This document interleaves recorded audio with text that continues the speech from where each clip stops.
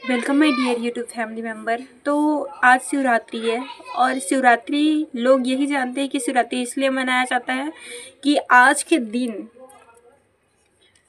शिव और पार्वती, माता शिव और पार्वती का विवाह हुआ था। लेकिन एक और भी तथ्य है जिस वजह से महाशिवरात्रि मनाया जाता है। उस दिन और भी कुछ हुआ था जो हर कोई नहीं जानता। मैं बताऊंगी वो बात, तो मेरे वीडियो में आप लोग ध्यान से सुने रहे। ये कथा सुनने से आपके जीवन के उद्धार का मार्ग प्रशस्त हो जाएगा।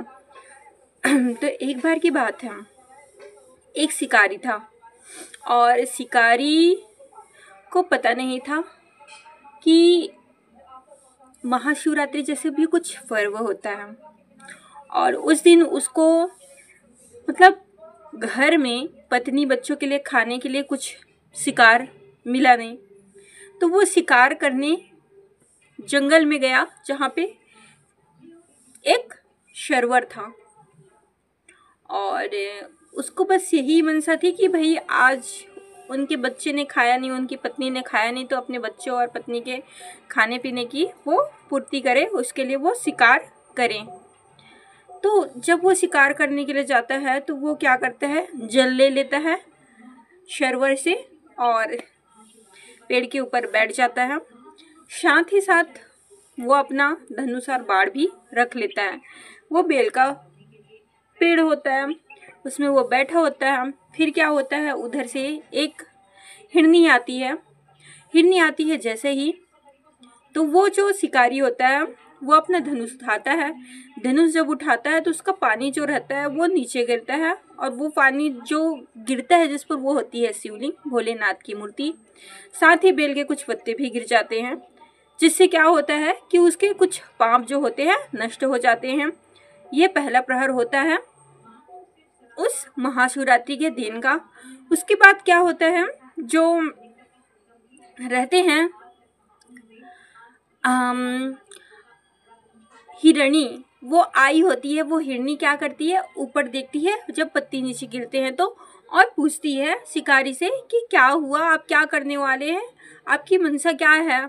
तब वो बताते हैं कि भाई मेरे को मेरे बच्चे और मेरी पत्नी, मेरे परिवार के लिए भोजन चाहिए, मैं आपको मार के अपने साथ ले जाना चाहता हूँ। हिरनी बोलती है बहुत बढ़िया, हम आपके पास जाने के लिए तैयार हैं, ये जीवन हमारा किसी का काम तो आएगा।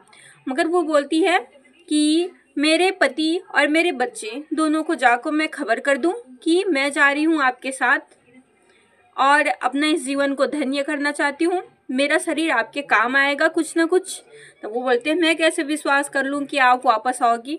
तब वो बोलती है कि मुझे वो श्राप लगे जो विष्णु भगवान के भक्त जब शिव जी की निंदा करते हैं तब लगते हैं, वो श्राप मुझे लग जाए, ऐसा वो हिरनी कहती है।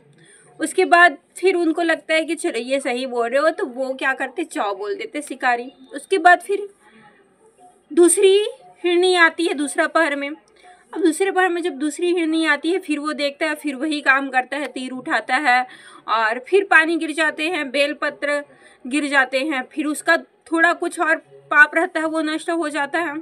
और वो फिर से हिरनी जो रहती है पत्तों के खटखड़ाहट से उसको देखती है तो फिर बोलते हैं कि आप क्या चाहते हैं, क्या करना चाहते हैं, हमें बताइए। वो बोलते हैं फिर वही कि भाई मुझे अपने परिवार के लिए भोजन चाहिए, मैं तुम्हें मार के ले जाना चाहता हूँ। वो बोलते हैं अच्छी बात है, हमारा शरीर जो है आपका काम आ जाएगा। हम एक काम करते हैं, अपने घर में जाते हैं, घर में जाके सभी को बता देते हैं कि आप सभी ख्याल रखना, लास्ट बार हम उनसे मुलाकात कर लेते हैं। वो बोलते हैं मैं कैसे विश्वास करूं। तो वो बोलती है कि भाई मुझे वो श्राप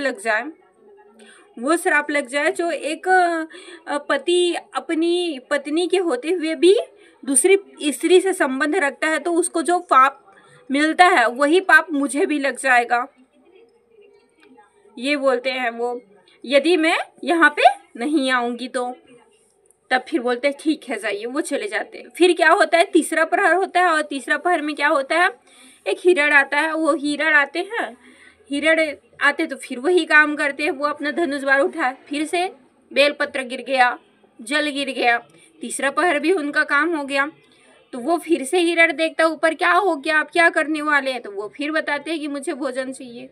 तो वो बोलते हैं कि मैं अपने घर में अपने परिवार वालों को, बच्चों, अपनी स्त्री, सबको आगाह कर देता हूँ कि मैं जा रहा हूँ किसी का भोजन बनने के लिए। अच्छी बात है कि आप हमें ले जाइए, हमारा जीवन धन्य हो जाएगा कि हमारा शरीर किसी का काम तो आ जाए।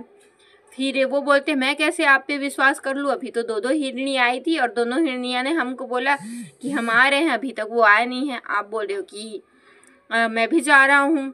तो वो बोलते हैं कि यदि मैं वापस नहीं आया तो मुझे वो पाप लग जाए जो लोग मिथ्या बोलते हैं या छल कपट निंदा ईर्ष्या करते हैं, उन सबको लगता है वो सारे पाप मुझे लग जाए। लेकिन मैं अंतिम बार अपने बच्चे, अपनी पत्नी से मिलना चाहता हूँ।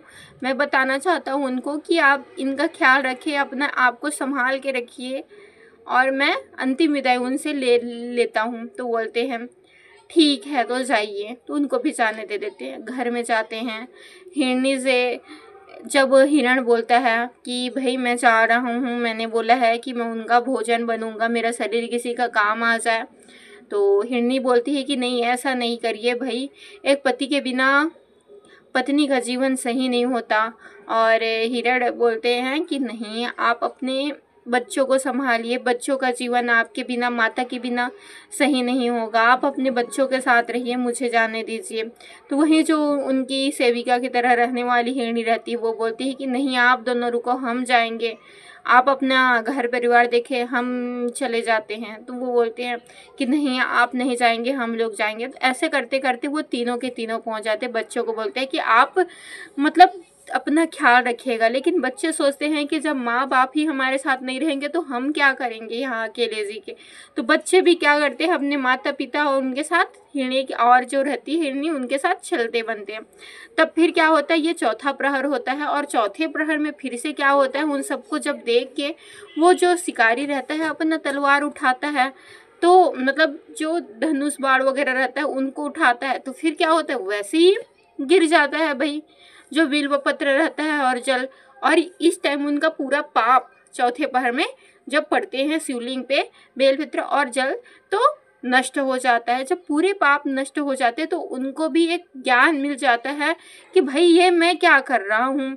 जब बोलते हैं वो हिरण कि हम लोगों को खा लीजिए, अपने घर के जो भूखे लोग हैं उनका क्षुधा पूर्ति कीजिए, उनका भूख मिटाइए, हम आपके काम आने चाहते। तब बोलते हैं कि जब उनको ज्ञान आ जा रहता है, दिव्य ज्ञान, उनके पाप नष्ट होने के बाद, तो वो बोलते हैं कि आप लोग जानवर होकर भी हमारी मदद करना चाहते हैं, और एक मैं हूँ इंसान होकर भी किसी जानवर की हत्या कर रहा हूँ। नहीं, मैं ऐसा नहीं कर सकता, आप लोग जाइए। और वो फिर उन हिरणों को छोड़ देते हैं, उनको नहीं मारते। आप लोग जब जानवर हो के हमारी मदद कर सकते हैं तो हम तो इंसान हैं, हम ऐसा पाप नहीं करेंगे, ये बोलते हैं। ऐसा बोलने के बाद वो जब हिरण चले जाते हैं, वहीं पे भोलेनाथ जी प्रकट होते हैं। भोलेनाथ जी जब प्रकट होते हैं तो वो बोलते हैं कि आपको श्री रामचंद्र जी जो विष्णु भगवान है वो मिलेंगे, और ऐसा ही होता है, और आपकी मुक्ति निश्चित हो जाएगी। तब ये आशीर्वाद भोले बाबा देते हैं, और इसी के परिणाम स्वरूप जो होते हैं हमारे श्री हरि, वो राम जी का रूप धारण करके इनके ही मित्र बनते हैं। तो इस प्रकार से जो भोलेनाथ जी है कितने भोले हैं, ये आप लोग समझ गए होंगे कि जो गलती से भी उनके ऊपर बिल्वपत्र जल अर्पण कर रहा है उनका भी वो लाइफ का उद्धार कर दे रहे हैं। तो यदि आप सच में दिल से महाशिवरात्रि पे भोले बाबा पे आप क्या करते हैं, बिल्वपत्र जल अर्पण करते हैं, उनकी सच्ची आराधना करते हैं, तो वो आपका लाइफ कितना अच्छा कर देंगे। तो आपसे जितना बन पड़े उतनी आप श्रद्धा भक्ति के साथ भोलेनाथ जी की पूजा करें, और एक अच्छा सुनहरा अवसर है महाशिवरात्रि में भोलेनाथ जी को प्रसन्न करने का। तो मैं आशा करती हूँ आप सभी भोलेनाथ जी को प्रसन्न करने के लिए नाना प्रकार के उपाय करेंगे। नाना नहीं तो छोटी सी उपाय कर सकते हैं, बिल्वपत्र जल उनको अर्पण कर सकते हैं, क्योंकि आप लोग इस कथा से समझ सकते हैं भोलेनाथ कितने दयालु हैं। इसी के साथ साथ आप सबको दिल से thank you dear YouTube family member, और हैप्पी महाशिवरात्रि। और इसी के साथ साथ जय Shiv Shakti. Thanks for watching dear YouTube family member.